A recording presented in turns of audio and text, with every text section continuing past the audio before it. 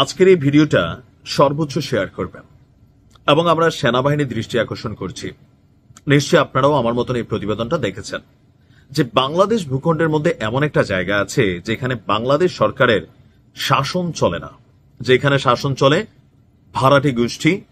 বিদেশি হয়তো এখানে থাকতে পারে, হতে পারে ভারতের এজেন্ট, হতে পারে মিয়ানমারের এজেন্ট, বা আরো যে দেশগুলো বাংলাদেশকে অস্থিতিশীল করতে চায়, চট্টগ্রামকে ঘিরে যে নাশকতা পরিকল্পনা আছে বা বিচ্ছিন্ন করার যে পরিকল্পনা আছে, তার প্রথম ধাপ হিসাবে দেশি হোক বিদেশি হোক যে শত্রুরা আছে তারা সফল।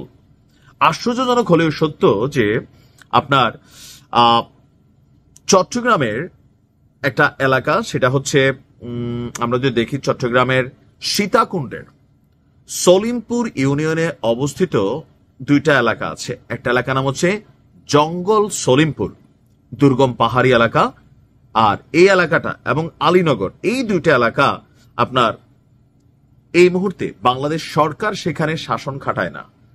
সেখানে পুলিশ প্রবেশ করতে হলেও তাদেরকে আইডি কার্ড দেখাইতে হয়।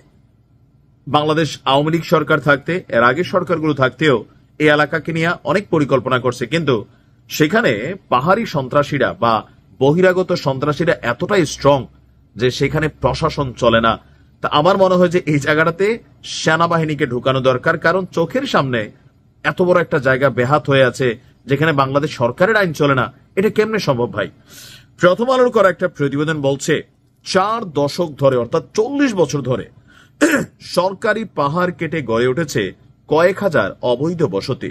এখনো চলছে সেই বাণিজ্য, আর এই বাণিজ্য এবং দখল টিকিয়ে রাখতে এলাকাটিতে গড়ে তোলা হয়েছে সন্ত্রাসী বাহিনী।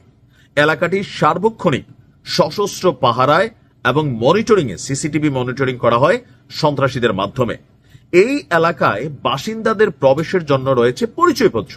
এটি এনআইডি না, ওই এলাকার এনআইডি। বাসিন্দা ছাড়া বাহিরের কেউ এলাকায় ঢুকতে পারে না। এমনকি পুলিশ, জেলা প্রশাসনের লোকজনও এলাকাটিতে প্রবেশ করতে গিয়ে হামলার শিকার হয়েছেন।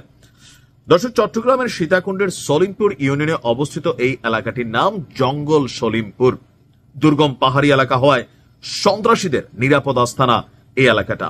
সরকারি খাস জমি হওয়ায় এলাকাটিতে কারাগার, আইটি পার্ক নির্মাণ সহ 11টি প্রকল্পের উদ্যোগ নিয়েছিল বিগত সরকারগুলো, কিন্তু বেহাত হয়ে যাওয়া এই সকল সরকারি জায়গাগুলো পুনরুদ্ধার করতে না পারায় এসব প্রকল্প বাস্তবায়ন করা হচ্ছে না। গত বছরের 5ই আগস্ট দেশের রাজনৈতিক প্রেক্ষাপট পরিবর্তনের পরও এলাকাটির নিয়ন্ত্রণ নিয়ে সেখানে চলেছে সংঘর্ষ, খুনোখুনির ঘটনা। চট্টগ্রাম নগরের বাইজিদ বুস্তামি থেকে 2 কিলোমিটার পশ্চিমে এশিয়ান উইমেন ইউনিভার্সিটি, এর বিপরীতে লিংক রোডের উত্তর পাশে 3100 একর জায়গায় জঙ্গল সলিমপুরের অবস্থান। সীতাকুণ্ডে এটির অবস্থান হলেও এটি অনেকটা নগরের ভেতরে। এর পূর্ব দিকে আছে হাটহাজারী উপজেলা এবং দক্ষিণে বাইজিদ থানা। লিংক রোড এলাকার আশপাশে প্রতি শতক জায়গা 9 লাখ থেকে 10 লাখ টাকায় বেচাকেনা চলছে। সেই হিসাবে 3100 একর খাস জমির মূল্য 30,000 কোটি টাকা, যেগুলো সন্ত্রাসীরা দখল করে রেখেছে। পুলিশ এবং স্থানীয় লোকজন বলছে যে 90 দশকে সন্ত্রাসী আলী আক্কাসের হাত ধরেই এই জঙ্গল সলিমপুরে পাহাড় কেটে বসতির শুরু হয়। দখল ধরে রাখতে গড়ে তোলা হয়েছিল নিজস্ব বাহিনী। এলাকাটি দুর্গম পাহাড়ে হওয়ায় আইন শৃঙ্খলা রক্ষাকারী বাহিনী সেখানে যেতে পারতেন না, আর এই সুযোগে গরিব মানুষদের কাছে পাহাড়ের খাস জায়গা বিক্রি শুরু হয় আক্কাসের বাহিনীর। শুরুতে 2 শতক জায়গা বিক্রি হতো 20,000 টাকায়। এরপর আস্তে আস্তে দাম বাড়তে থাকে এবং এখানে বিভিন্ন জায়গায় প্রবেশ মুখে নির্মাণ করা হয় একাধিক লোহার গেট। প্লট বিক্রির টাকা এবং পাহাড় দখল নিয়ে নিজেদের মধ্যেই দ্বন্দ্ব শুরু হয়। এরপরে র্যাবের সাথে বন্দুকযুদ্ধে মারা যায় আক্কাস। এর কিছুদিন পর তার সহযোগীরা আলাদা দল তৈরি করে সেখানে চালাচ্ছে এই অবস্থা। বিগত আওয়ামী লীগ সরকারের ক্ষমতায় আসার পর ইয়াসিন সীতাকুণ্ডের SM আল মামুনের আশ্রয়ে ছিল। আল মামুন সীতাকুণ্ডের সাবেক সংসদ সদস্য এবং আওয়ামী লীগের নেতা ছিলেন।